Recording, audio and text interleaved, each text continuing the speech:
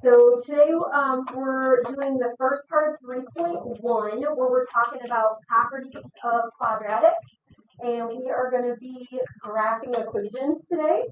So the first thing we have to know is the equation in standard form. So the a is in front of your x squared, b is in front of x, and then c is going to be your y-intercept. So it will not have a variable with it. Now it says a can't be 0. Well, that's because if a was 0, what type of equation would this be? It would be a line, the linear equation. You just have x in it, right? So the shape of a quadratic is a U shape. It's called a parabola. We have a vertex, which is either going to be the lowest point or the highest point. And then we have what is called the axis of symmetry. So that's the line that cuts the parabola in half. And you could fold one part of the graph over the other and it would match up perfectly. Now the vertex is the highest or lowest point. So sometimes it's a maximum, sometimes it's a minimum. It is the center of your graph. And we have an equation to find the center, which is x equals the opposite of b over 2a. So we're going to be picking out the values of a and b there. And then we're also going to be finding the axis of symmetry. So that is the line that makes the parabola symmetric. You may have noticed these two equations are the same. When you are writing the axis of symmetry, you need to make sure you include the x equals because it's an equation. So anytime you have the equation of a line, you have to put your x equals there. Okay, and it should always go through the vertex because those two are the same. Right, now this says if a is less than 0. So remember a is that first value here. And what kind of numbers are less than 0? Negative. So if it's a negative, the parabola opens down. And that means you have a maximum. If a is positive, the parabola opens upward. And the vertex is a minimum. Okay, so when we are graphing quadratic functions, we're going to follow these steps. So the first step is we're going to find the x-coordinate of the vertex. That is your center of your graph. Then we're going to create a table with 5 points. Okay, and then because that's the center, we're going to put the vertex in the center. That's really similar to what we did when we were graphing what?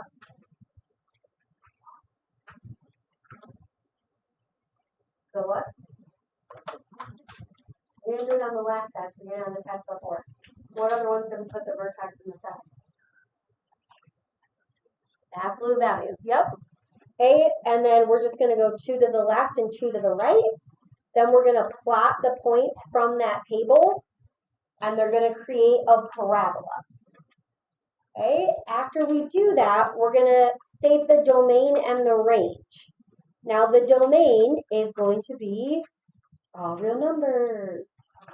Okay, a lot of the functions we study at the beginning are all real numbers, but we are going to get into some equations where that's not the domain. The domain is all real numbers when you can plug anything into your equation and get an output. So the only types of equations that are going to cause problems are ones that you're going to get an error in your calculator. So if you try to divide by 0 in your calculator, that's a problem. If you try to take the square root of a negative, that's a problem. But if you just have a quadratic equation, you can plug anything in for x. Now your range is going to be your y values.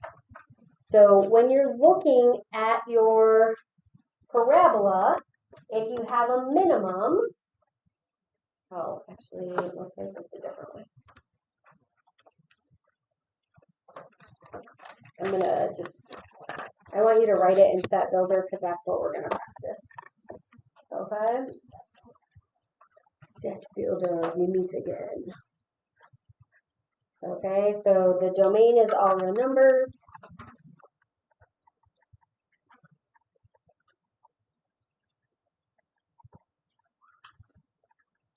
Okay, and then for the range, if you have a minimum,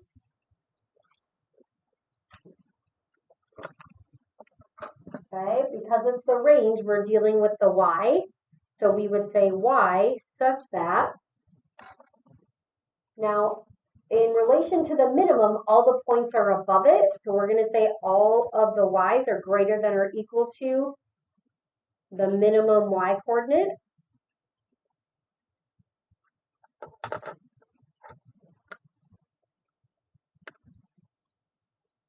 And then do you guys think you can do the correct one for the maximum?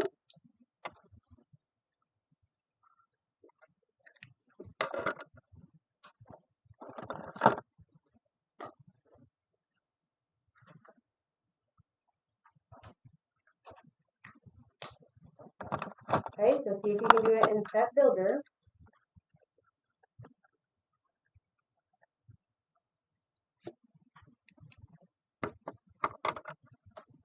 Okay, so y such that, and now all the points are below. So we just have to flip the sign, and it's the max y coordinate.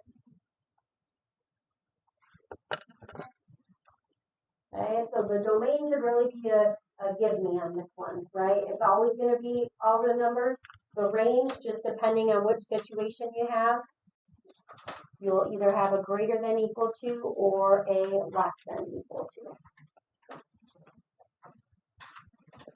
All right, so let's do some graphing. So when you are graphing each function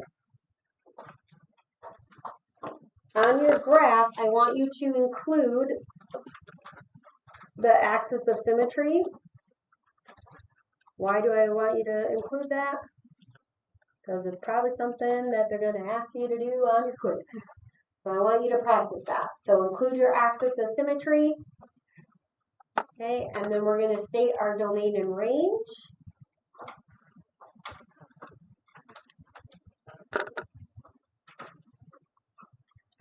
Okay, so when you are doing step one is the x coordinate of your vertex. Okay, so the opposite of b over 2a.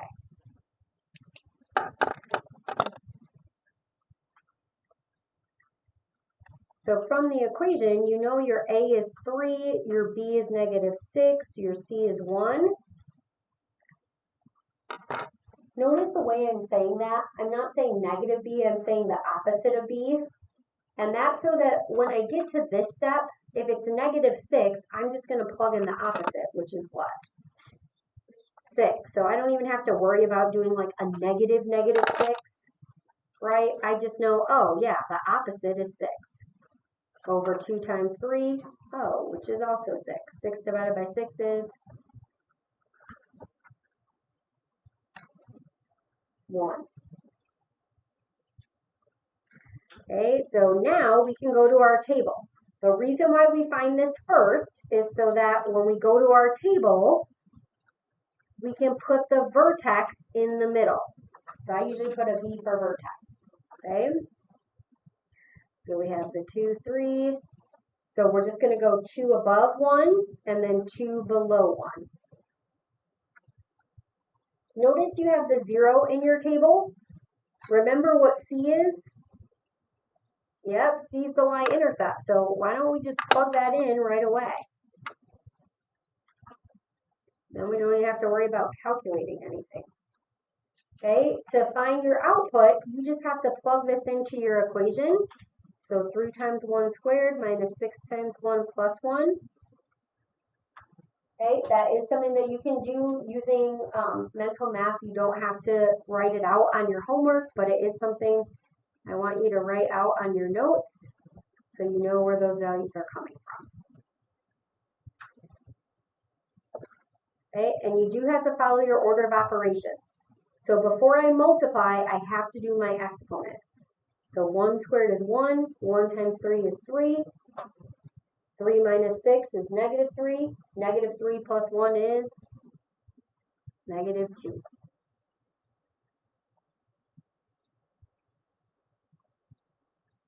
Okay, and then for this one, 2 squared is 4, 4 times 3 is 12, and then look what happens. This is 12 minus 12, add 1, you will get 1. Do you notice that these two are the same? Okay, if you've done this part correctly, these should be symmetric. Okay, so will you guys find the next 2 points, please? And write it down on your table. And then you can go ahead and plot your point.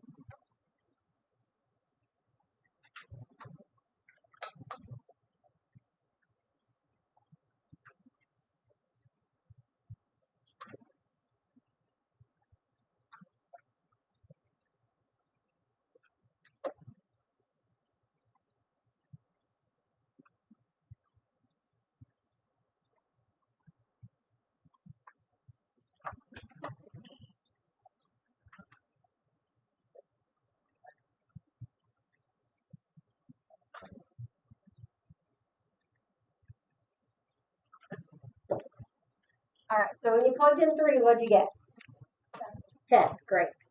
Okay, so you have 9 times 3, which is 27. So 27 minus 18 plus 1. Okay. And then if you plug in -1,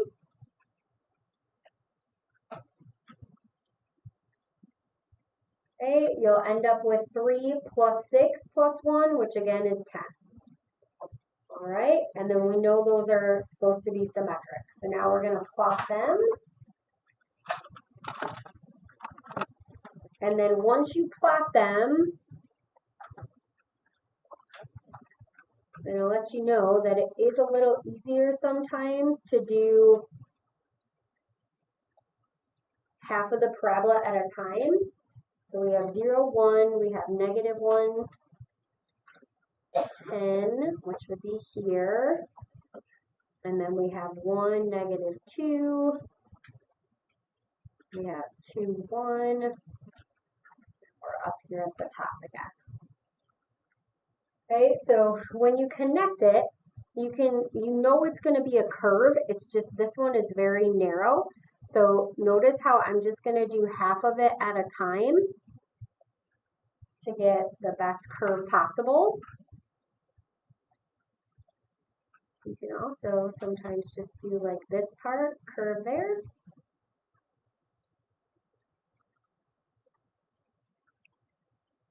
Okay, and then we're going to put the axis of symmetry down the middle. Normally, I do this with a highlighter because sometimes it ends up on the axis and it's just easier to see. So in this case, your axis of symmetry is 1, and your axis of symmetry is a dashed line, okay? So always a dashed line. You want to label your axis of symmetry as x equals 1. Okay, you don't have to put the AOS on there, that's just for your reference. Okay, and then I want you to understand that axis of symmetry is always a dashed line. Okay, and that's because this curve is a solid line. Okay, this is another piece to the graph. We're going to have several types of graphs this year that have like something extra on it. So that is going to be a dashed line. And then step 4 is going to be your domain and range. So I'm feeling confident that you guys could do that. So if you haven't tried it yet, can you guys try your domain and range?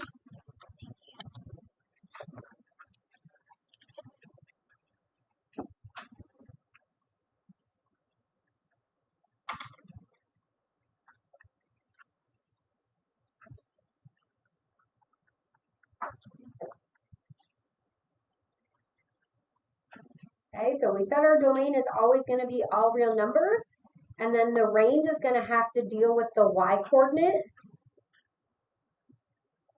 of your minimum value. So it's the y-coordinate, that -2. So your range should be y such that y is greater than or equal to -2. Okay, when it's the minimum, it's y is greater than or equal to the y-coordinate of your minimum. Okay. All right. I'm going to give you the equation for part B. And the first thing I want you to do is I want you to label what your A, B, and your C are. So f of x equals negative x squared minus 4.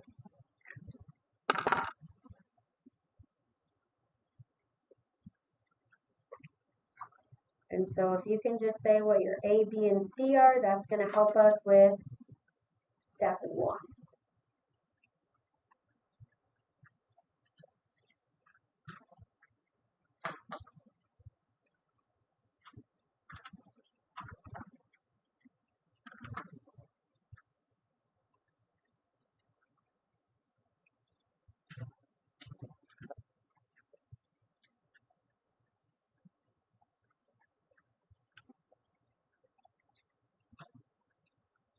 Okay, so what do we get for our A value? I don't know why I said value instead of u, but negative 1. Okay, the C value is the y-intercept. So your y-intercept is negative 4. B is always in front of x, but we don't have an x. So what did you guys write for B? 0. Great. Okay, so when we're doing the opposite of B, x equals the opposite of B over 2a, if you have 0 on top, anything divided by 0 is 0. So your axis of symmetry is x equals 0. Okay, that doesn't mean that it doesn't exist. It is just 0. So then when we make our table, that's going to go in the center.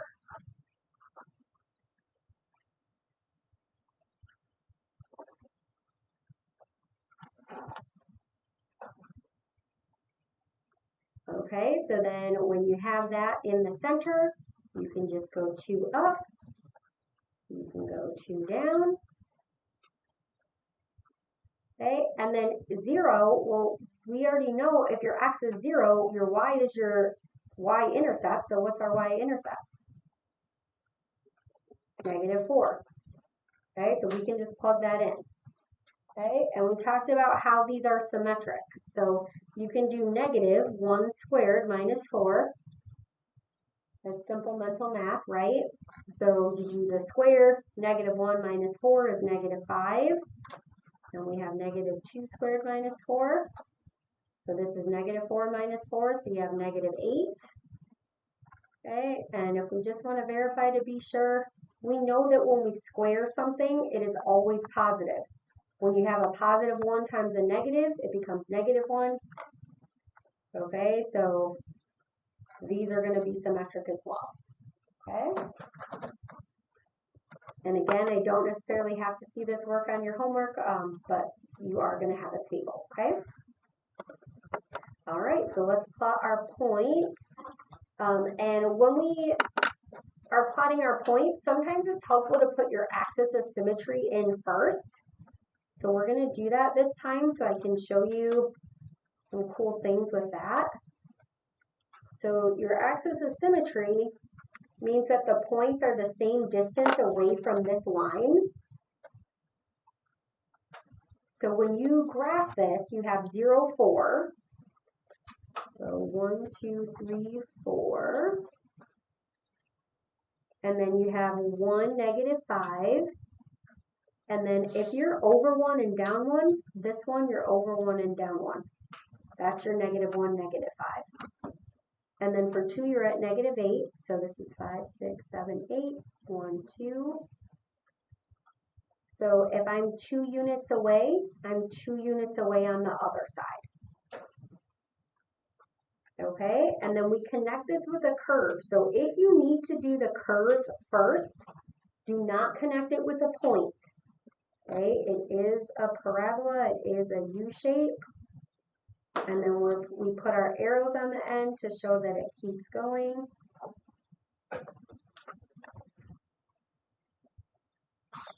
And then we're ready to do the domain and the range. Okay, so the domain, no restrictions. So it's all real numbers.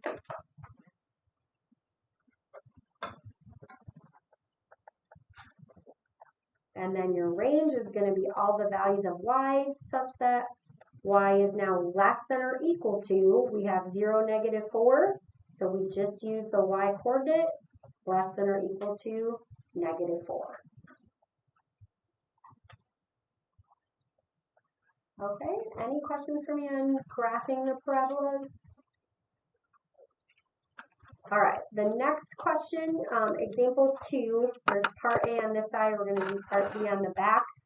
They are asking you to do some comparisons.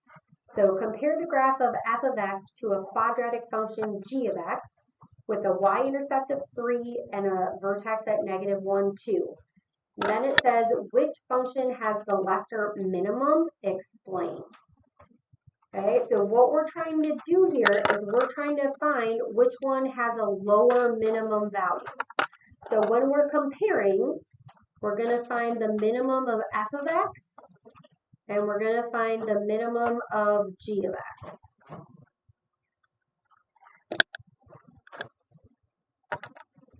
So the minimum of f of x is in our picture here. This is over 1, up 1. Okay, so the minimum value is 1, 1. When you are looking to compare, we are going to be comparing the y-coordinates, so we are going to pay special attention to that. Now here they tell you the y-intercept is 3 and the vertex is at -1, 2. The vertex is going to be your minimum. Okay, and you can just compare the values. That would be fine to compare those. You can also do a visual representation. So if you're at -1, 2, and you know that the y-intercept is 1, 2, 3, and you know you have an axis of symmetry here, that means there's another point there, and you can just draw your little parabola. That would be your g of x. Okay, you don't have to graph this one out in order to find which one has the lesser minimum, but you do have to make sure that you are comparing the y-coordinates. Okay, the y-coordinate is the minimum. Okay, so to answer this question, we're going to say which one has the lesser minimum. So which one has the lower minimum value? F of x. I think it's really easy to see graphically, which is why I like to draw it on there. Okay, so we're going to answer the question. F of x has the lesser minimum. And then it says to explain. So we've answered the question, but now we have to say why. Okay, so we're going to be specific. So we're going to say because the minimum point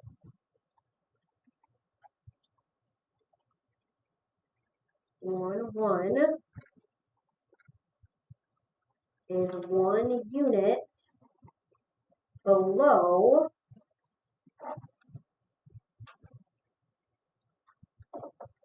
the minimum value of g of x,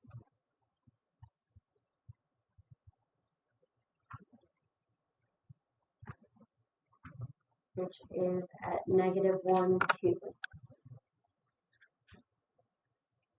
Okay, so we're going to address the question. F of x has the lesser minimum, and then why? It's because this minimum point is 1 unit below the minimum value of g of x, and that's at -1, -2.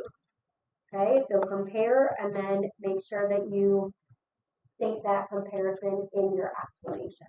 Okay? All right, now part B is going to be similar, except now you're comparing a function. So it says compare f of x equals -x squared minus 4x squared to the quadratic function g of x that is shown in the table. Which function has the greater maximum? So this time we're going to be looking at your maximum values. And again, you have to compare those to what your vertices are, okay? So the first thing we're going to do is identify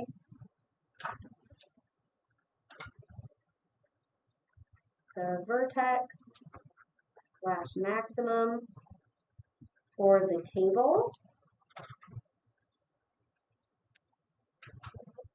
And then we're going to find the vertex for f of x.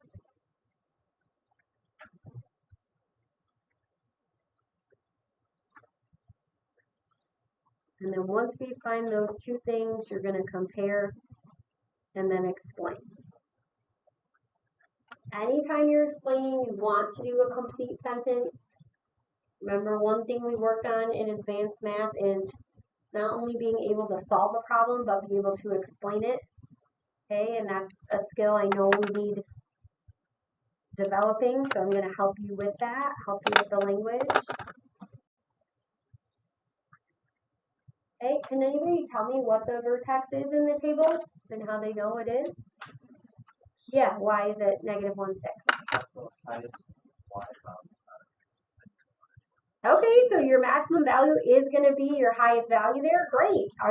Was there anything else that can help you guys identify that too?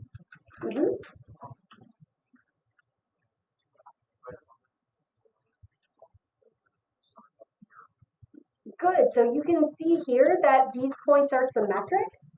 Okay, and we know that the vertex is going to be in the center. Okay, so those are both excellent. It is your highest point, it's your maximum point, and you can start to see the symmetry in your table. Okay, so it's just negative 1, 6 here. Now to find the vertex for the function, we know how to do that.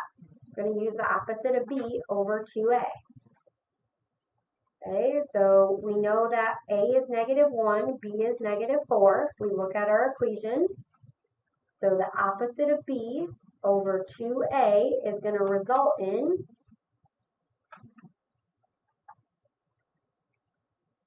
negative 2. Okay, so that's the x value. How do we find the y value? Yep, we're just going to plug it back into your equation. Okay, so it says f of x, that's the same thing as y.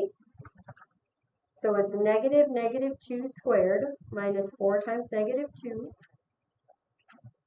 minus 2. So order of operations here.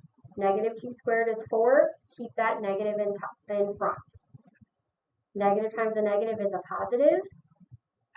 Okay, so really this is like 8 minus 6, which is 2. So then your vertex is negative 2, 2. Okay, so we're comparing these two. Okay, which one has the greater maximum value? Just means which one has the greater y coordinate. It'll be your, yes, g of x, which is in the table. Okay, great. So then we're just going to state that g of x has the greater max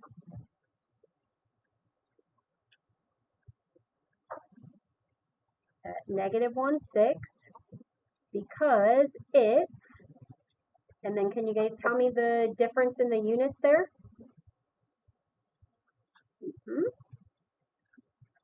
And this time it's the maximum. So this is 4 units where?